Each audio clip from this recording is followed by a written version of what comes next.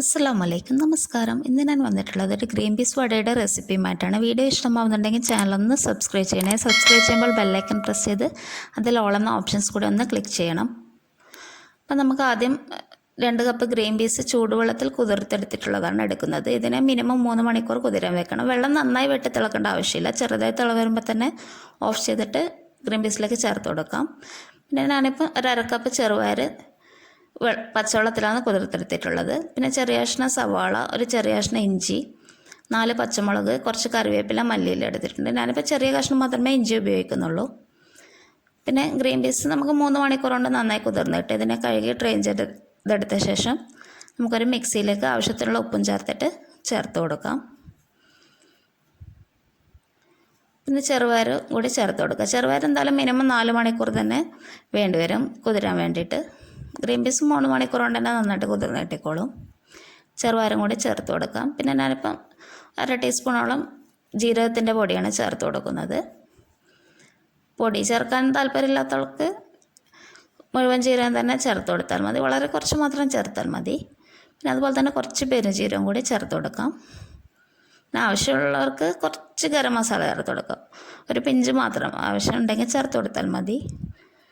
പിന്നെ ഇതിലേക്ക് ഒരല്പം മഞ്ഞൾപ്പൊടി കൂടി ചേർത്ത് കൊടുക്കാം. മഞ്ഞൾപ്പൊടി കൂടി പോകേണ്ട, വളരെ കുറച്ച് മാത്രം, ഒരു കളറിന് വേണ്ടിയിട്ട് മാത്രം ചേർത്ത് കൊടുത്താൽ മതി. അതിനുശേഷം നന്നായിട്ട് മിക്സ് ചെയ്തെടുക്കാം.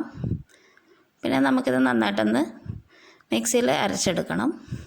നമ്മൾ സാധാരണ പരിപ്പോടൊക്കെ അരച്ചെടുക്കുന്ന രീതിയിൽ തരിതരിപ്പോടുകൂടിയാണ് അരച്ചെടുക്കേണ്ടത്. പിന്നെ ഇതിലേക്ക് മല്ലിയില ഒഴികെയുള്ള ചേരുവകളെല്ലാം ഞാനിപ്പോൾ ഒരു ചോപ്പർ ഉപയോഗിച്ച് ചോപ്പ് ചെയ്തെടുത്തിട്ടുണ്ട്. അതുകൂടി ചേർത്ത് കൊടുക്കാം. പിന്നെ ഈ ഒരു റെസിപ്പിയിലേക്ക് സവാള ഒട്ടും നിർബന്ധമില്ല. പിന്നെ മല്ലിയിലയും കൂടി ചേർത്തിട്ട് നമുക്ക് നന്നായിട്ടൊന്ന് മിക്സ് ചെയ്തെടുക്കണം. ഇതിൽ സവാള ചേർക്കാതെയാണ് കുറച്ചുകൂടി നല്ല ക്രിസ്പി ആയിട്ട് കിട്ടുന്നത്. പലരും ട്രൈ ചെയ്ത് നോക്കുന്നുണ്ടെങ്കിൽ സവാള ചേർക്കാതെ തന്നെ ചെയ്ത് നോക്കിക്കോളൂ, നല്ല ടേസ്റ്റിയാണ്. ഞാൻ മുമ്പ് ചെയ്ത് നോക്കിയ സമയത്ത് അങ്ങനെ ചെയ്തപ്പോൾ നല്ല പെർഫെക്റ്റ് ആയിട്ട് വന്നിട്ടുണ്ട്.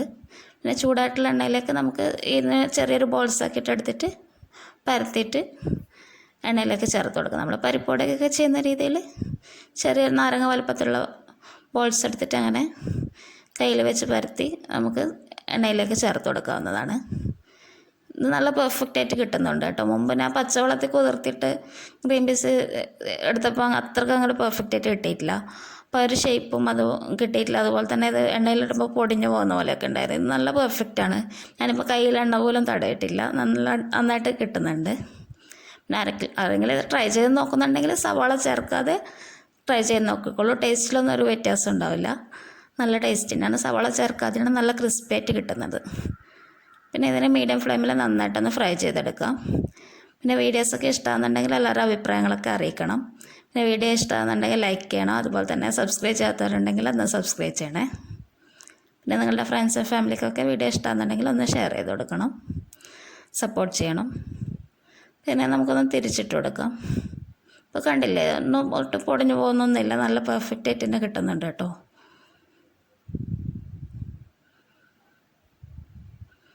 പിന്നെ ഗ്രീൻ പീസ് ചൂടുവെള്ളത്തിൽ കുതിർക്കുന്നതുകൊണ്ട് കൂടുതൽ സമയം കുതിരേണ്ട ആവശ്യമില്ല. അതുകൊണ്ട് ഒന്ന് ശ്രദ്ധിക്കുക. അപ്പോൾ ഒരു ക്രിസ്പിനെസ് കിട്ടില്ല തോന്നുന്നു. ഞാനിപ്പോൾ 3 മണിക്കൂർ മാത്രമേ വെച്ചിട്ടുള്ളൂ. നന്നായിട്ട് വരുന്നുണ്ട്. ഇപ്പം സവാള ചേർത്തിട്ട് നല്ല ക്രിസ്പായിട്ട് കിട്ടുന്നുണ്ട്. അപ്പോൾ മുമ്പ് ചേർക്കാതെ ചെയ്തപ്പോഴാണ് നല്ല പെർഫെക്റ്റായിട്ട് കുറച്ചുകൂടി നല്ലോണം ക്രിസ്പായിട്ട് കിട്ടിയിട്ടുണ്ടായിരുന്നു. പലരും ട്രൈ ചെയ്ത് നോക്കുന്നുണ്ടെങ്കിൽ സവാള ചേർക്കാതെ ചെയ്ത് നോക്കിക്കോളൂ. സാധാരണ സവാള ചേർക്കാതെ എന്നാലും വടയൊന്നും ഉണ്ടാക്കാറില്ല. എന്നാലും ഈ ഒരു ഇത് ചെയ്യുന്നുണ്ടെങ്കിൽ ആരെങ്കിലും ഈ ഒരു രീതിയിൽ തന്നെ ട്രൈ ചെയ്ത് നോക്കിക്കോളൂ. നല്ല അടിപൊളിയാണ്. ഇനി നമുക്കിത് നന്നായിട്ടൊന്ന് ഫ്രൈ ആയി വന്നിട്ടുണ്ട്. ഇനി നമുക്കിന്നെ എണ്ണയിൽ നിന്ന് മാറ്റി കൊടുക്കാം. ഇത് കണ്ടില്ലേ, നല്ല അടിപൊളി വട റെഡി ആയിട്ടുണ്ട്. എല്ലാവർക്കും റെസിപ്പി ഇഷ്ടമായെന്ന് വിശ്വസിക്കുന്നു. ഇനി വീണ്ടും നല്ലൊരു റെസിപ്പിയുമായിട്ട് അടുത്ത എപ്പിസോഡിൽ കാണാം. എല്ലാവരും ട്രൈ ചെയ്ത് നോക്കണം, അഭിപ്രായങ്ങളൊക്കെ അറിയിക്കണം. Thank you for watching.